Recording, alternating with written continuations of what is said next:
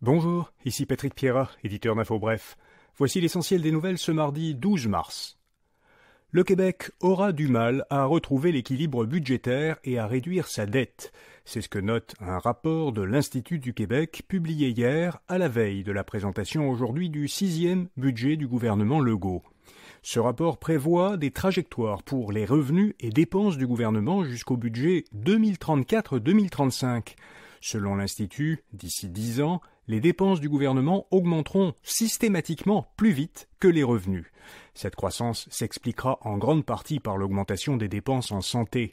L'Institut du Québec souligne que ces dépenses accaparent déjà 40% de l'ensemble des revenus de Québec.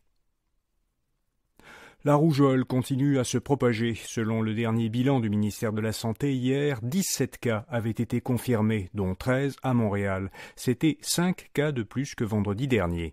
Le directeur national de santé publique, Luc Boileau, a lancé la semaine dernière un appel à la vaccination. Il a rappelé qu'en 2011, une personne qui avait contracté la maladie à l'étranger avait provoqué au Québec une épidémie de 750 cas. La santé publique s'inquiète des faibles taux de vaccination contre la rougeole à Montréal, à Québec et en Montérégie.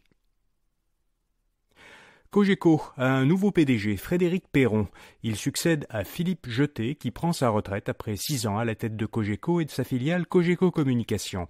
Frédéric Perron occupait auparavant le poste de président de Cogeco Connexion, la division de câblo-distribution et de services Internet de Cogeco. Il arrive à la tête de l'entreprise alors que la société se prépare à se lancer dans le marché des services mobiles. MDF Commerce de Longueuil est vendu pour 255 millions de dollars. L'entreprise d'environ 650 employés fournit des services logiciels pour le commerce. Elle est achetée par KKR, une grande firme américaine d'investissement. Investissement Québec et le Fonds de solidarité FTQ possèdent ensemble environ le quart des actions de MDF. Si sa vente est approuvée par ses actionnaires, MDF Commerce sortira de la bourse et deviendra une entreprise à capital fermé. Un fonds d'investissement américain poursuit l'entreprise montréalaise Gildan en Cour supérieure du Québec. Ce fonds, Browning West, est l'un des principaux actionnaires de Gildan. Il veut, en poursuivant la société, la contraindre à tenir une assemblée annuelle le 28 mai, comme prévu, sans report. Browning West milite depuis plusieurs semaines pour le retour en poste de l'ex-PDG de Gildan, Glenn Chamandy. Le fonds d'investissement espère rallier suffisamment de voix pour remplacer, le 28 mai, les membres actuels du conseil d'administration qui sont responsables du départ de Chamandy. Aux États-Unis, selon des documents déposés auprès de la Securities and Exchange Commission, la plateforme web de discussion Reddit se prépare à vendre un peu plus de 15 millions d'actions qui pourraient lui rapporter jusqu'à 700 millions de dollars. Cela donnerait à l'entreprise une valeur supérieure à 8 milliards de dollars. Les investisseurs surveillent de près l'arrivée en bourse de Reddit. Ce sera la première entrée en bourse d'un réseau social depuis 2019. L'ancien patron d'Activision Blizzard chercherait à acheter la division américaine de TikTok. Selon le Wall Street Journal, Bobby Kotick, l'ancien PDG d'Activision Blizzard, vendu l'an dernier à Microsoft, aurait proposé à d'autres personnalités d'affaires, dont le PDG d'OpenAI, Sam Altman, de former un groupe d'investisseurs pour acheter les activités de TikTok aux États-Unis. Le prix d'achat pourrait être de plusieurs centaines de milliards de dollars américains.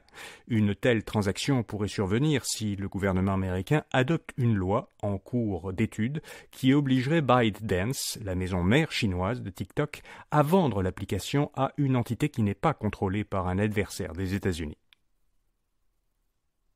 Le sirop d'érable atténuerait les effets néfastes du sucre. Selon une étude menée par des chercheurs de l'Université Laval, le sirop d'érable réduit l'absorption intestinale du glucose et l'accumulation de gras dans le foie.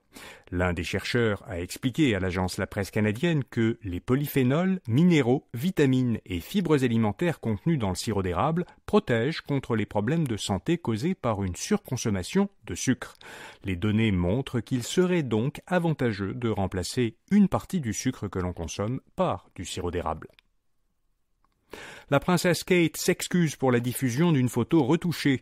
Les principales agences de presse ont retiré une photo partagée par la princesse et le prince de Galles, William, parce qu'il s'agissait d'une photo modifiée. La belle-fille du roi Charles III s'est excusée pour ce qu'elle a appelé une confusion causée par cette photo modifiée d'elle et de ses enfants. Elle a expliqué qu'elle cessait parfois à l'édition d'images. Cette photo a suscité beaucoup de réactions car c'était la première de la princesse publiée depuis Noël. Kate n'a fait aucune apparition publique depuis qu'elle a subi une opération à l'abdomen en janvier. Et puis, la disque crée un nouveau prix pour les albums R&B, Soul et Gospel. Il sera décerné pour la première fois en octobre, lors du prochain gala de l'Association québécoise de l'industrie du disque, du spectacle et de la vidéo, la disque. La création de cette catégorie était soutenue par l'auteur-compositeur-interprète Corneille, qui a cofondé une maison de disques spécialisée dans le Soul R&B. Corneille croit que ce nouveau prix encouragera les artistes de musique soul, R&B et gospel à rêver en français, à réussir au Québec et à s'exporter dans l'un des styles les plus influents au monde. Voilà, vous savez l'essentiel. Bonne journée et à demain matin.